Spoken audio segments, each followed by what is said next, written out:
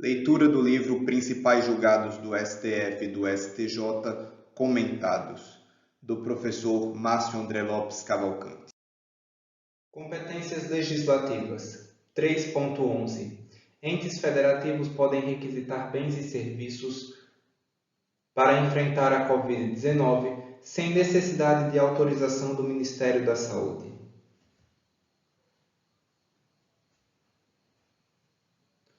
Foi ajuizada a DI 6.362 pela Confederação Nacional de Saúde, CN Saúde, contra o artigo 3º, caput, inciso 7º e parágrafo 7º, inciso 3º, da Lei 13.979 de 2020.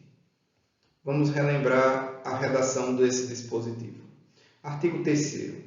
Para enfrentamento da emergência de saúde pública de importância internacional de que trata esta lei, as autoridades poderão adotar, no âmbito de suas competências, entre outras, as seguintes medidas. 7. Requisição de bens e serviços de pessoas naturais e jurídicas, hipótese em que será garantido o pagamento posterior de indenização justa. E, parágrafo 7º, as medidas previstas neste artigo poderão ser adotadas, inciso 3, pelos gestores locais de saúde, nas hipóteses dos incisos 3, 4 e 7 do caput deste artigo. Desse modo, os dispositivos acima transcritos autorizam que os gestores locais de saúde, secretarias estaduais e municipais, mesmo sem autorização do Ministério da Saúde, façam a requisição de bens e serviços. O que a Confederação alegou na ADI proposta? Segundo argumentou a CN Saúde, vários estados e municípios editaram decretos autorizando que as autoridades locais requisitassem, sem fundamentação específica, a utilização de leitos de UTI de hospitais privados, entre outros recursos. Explicando melhor, em vários estados e municípios existem decretos dizendo que, se acabarem as vagas nos leitos dos hospitais públicos, é possível a requisição de vagas nos hospitais privados. Para a entidade, essa requisição somente poderia ocorrer se houvesse autorização do Ministério da Saúde. Isso porque a requisição deve estar vinculada a uma ação global, coordenada e controlada por autoridades federais, sob pena de desequilibrar uma política unificada necessária em situações de emergência como a atual. Outro argumento é o de que o abuso de requisições gera insegurança jurídica e afeta o próprio direito à saúde, bem como a livre iniciativa e o direito de propriedade em prejuízo aos estabelecimentos privados de serviços de saúde. Resolver o problema da escassez de equipamentos e leitos do setor público às custas do setor privado é enfraquecer de forma injustificada o já sobrecarregado setor de saúde. Do pedido.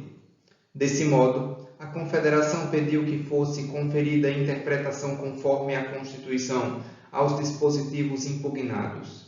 Pretendia, em síntese, que o Ministério da Saúde coordenasse as medidas de requisição administrativas que não poderiam ser levadas a efeito pelos entes subnacionais antes de estudos e do consentimento do órgão federal.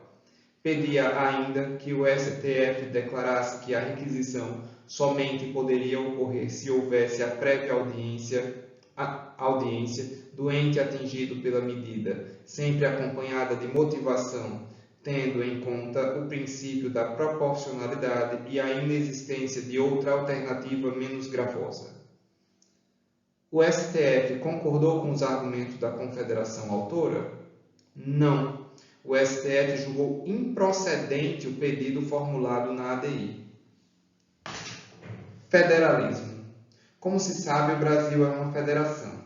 A federação é uma forma de Estado e uma de suas principais características está no fato de que existe uma repartição de competências, ou seja, é conferida autonomia para os entes que fazem parte dessa federação, ou seja, entes federativos. O federalismo fortalece a democracia, pois promove a desconcentração de poder e facilita a aproximação do povo com os governantes. Ele gravita em torno do princípio da autonomia e da participação política. Assim, é natural que municípios e Estados-membros sejam os primeiros a serem instados a reagir numa emergência de saúde, sobretudo quando se trata de pandemia. Dois importantes valores do Estado Federal. O Estado Federal repousa sobre dois valores importantes.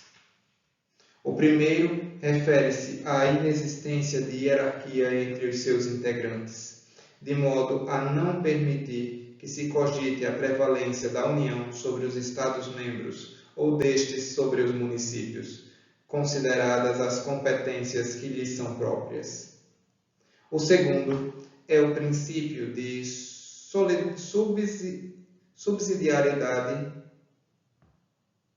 Isso significa, em palavras simples, o seguinte: tudo aquilo que o ente menor puder fazer de forma mais célere, econômica e eficaz, não deve ser empreendido pelo ente maior. As medidas de saúde são de competência de todos os entes, dentro dos quadros do federalismo cooperativo ou federalismo de integração. Compete concorrentemente à União, aos Estados-membros e ao Distrito Federal legislar sobre proteção e defesa da saúde, conforme artigo 24, inciso 12, parágrafo 1º da Constituição Federal. Além disso, constitui competência comum da União, Estados, Distrito Federal e municípios cuidar da saúde e assistência pública, conforme artigo 23, inciso 2 da Constituição. Das dimensões objetiva e subjetiva do direito à saúde. É possível falar em dimensões objetiva e subjetiva do direito fundamental à saúde. Quando se fala na dimensão objetiva do direito à saúde, isso significa que, independentemente de um caso concreto, existe um dever jurídico geral do poder público de concretizar medidas para garantir as políticas públicas de saúde. Quando se fala em dimensão subjetiva, estamos tratando do direito individual à saúde, materializado por meio de um direito subjetivo público, ou seja, o direito de exigir do poder público a efetivação da prestação da saúde.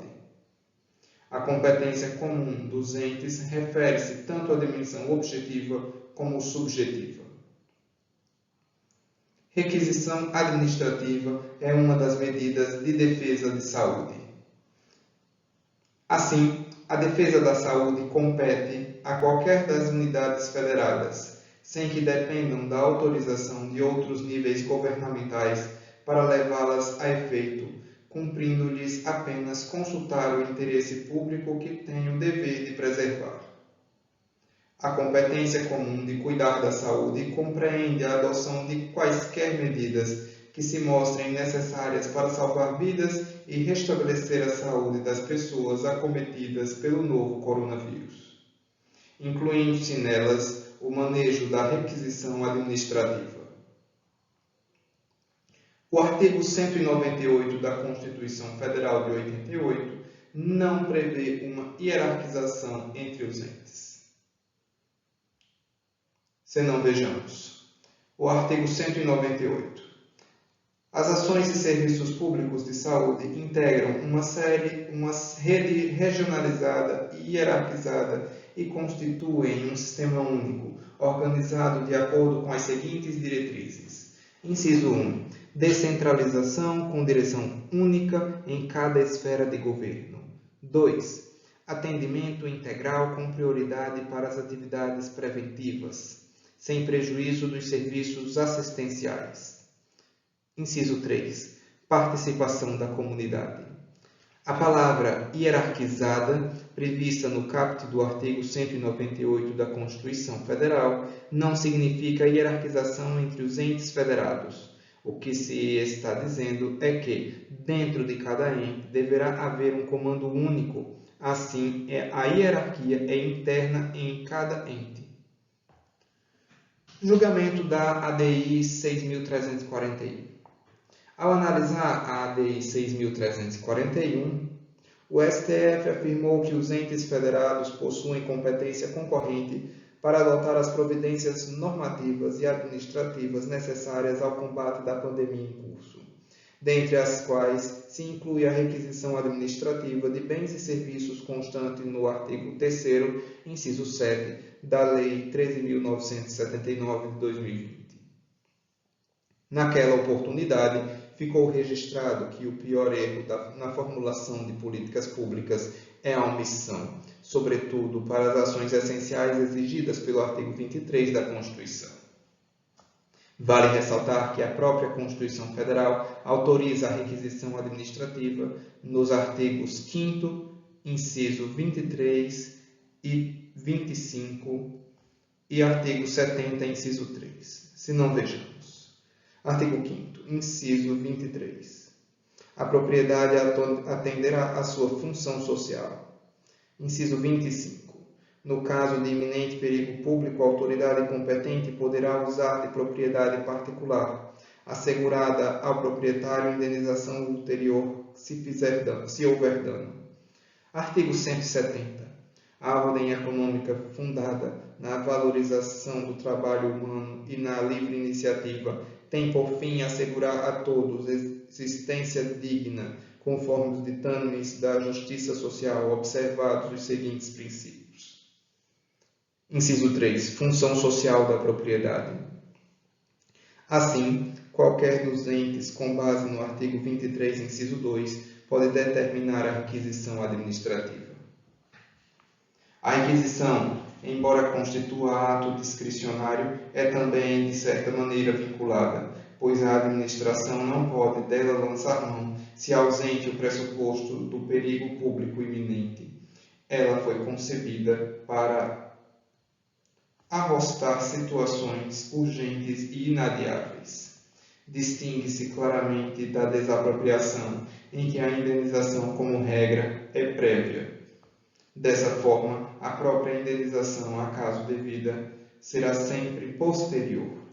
Vale ressaltar que a requisição administrativa, conforme entende a doutrina, também abrange bens e serviços médico-hospitalares. É claro que o ato de requisição necessita de motivação apropriada. É indispensável que haja comprovação do atendimento do interesse coletivo, consubstanciado na necessidade inadiável do uso do bem ou do serviço do particular em decorrência de perigo público iminente. A exigência de fundamentação adequada se encontra, inclusive, prevista no artigo 3º, parágrafo 1º da Lei 13.979 de 2020.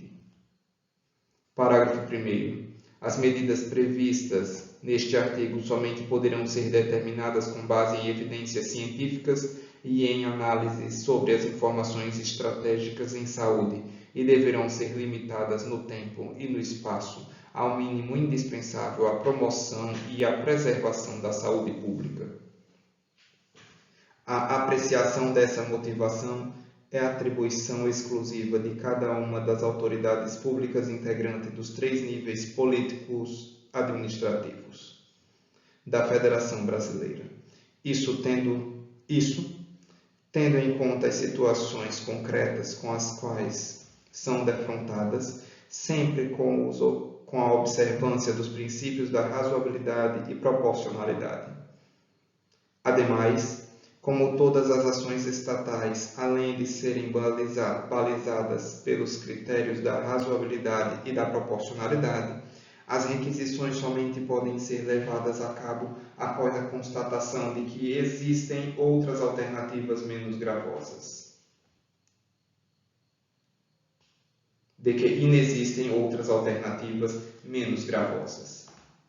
Vale ressaltar que a parte prejudicada poderá, posteriormente, questionar o ato de requisição no Poder Judiciário, se for o caso. Quanto ao papel da União, o artigo 21, inciso 18 da Constituição, prevê que compete à União planejar e promover a defesa contra as calamidades públicas, especialmente as secas e inundações. Lido em conjunto com o artigo 198 da Constituição, percebe-se que à União compete assumir coordenação das atividades no setor de saúde. Vale ressaltar que não se pode dar aplicação literal à Lei Orgânica da Saúde e exigir que a União analise e solucione tempestivamente as diversas situações emergenciais que eclodem em cada uma das regiões e localidades do país. Logo, não é possível afirmar que a União deverá avalizar todas as requisições administrativas de bens e serviços de saúde privados realizados por gestores estaduais e municipais. Exigir isso retiraria dos governos locais o poder de gestão autônoma que lhes é inerente e acarretaria a absoluta ineficiência das medidas emergenciais previstas pela Lei 13.979 de 2020, indispensáveis ao pronto atendimento da sociedade. A atuação da União é na linha de prover, amparar e auxiliar os demais entes, sem substituí-los em suas competências derivadas da Constituição. Desse modo, as requisições levadas a efeito pelos entes subnacionais não podem ser limitadas ou frustradas pela falta de consentimento do Ministério da Saúde, sob pena de indevida invasão de competências que são comuns à União e aos entes federados, bem como diante do risco de se revelarem ineficazes ou extemporâneas. Em suma, não se exige autorização do Ministério da Saúde para que os Estados-membros, Distrito Federal e municípios decretem a requisição administrativa prevista no artigo 3º caput, inciso 7 e parágrafo 7º, inciso 3, da Lei 13.979 de 2020, no exercício de suas competências constitucionais. Plenário do STF, ADI 6.362, Ministro Relator Ricardo Lewandowski. Obrigado pela audiência, inscreva-se no canal, curta este vídeo, compartilhe nos grupos de interesse jurídico. Até a próxima!